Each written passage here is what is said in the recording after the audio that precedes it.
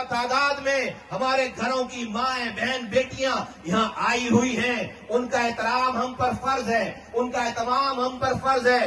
देखो, ये किसी ऐसी पार्टी का प्रोग्राम नहीं है जहां पर खवातीन खुद को गैर महसूस फील करें। यह एमक्यूएम का प्रोग्राम है। हमारी रिवायत रही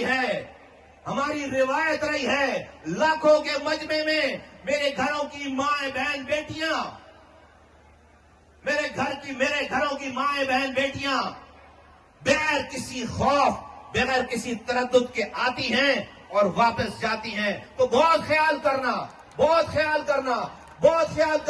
और अगर बहुत ख्याल करना। और मुझे उम्मीद है कि यहां पर अगर कोई शरपसंद आया भी होगा, वो तुम्हारे जोश और जज्बे और तुम्हारे इस अलर्टनेस को देखकर वो हिम्मत नहीं करेगा। तो मैं तुमसे कहता हूं कि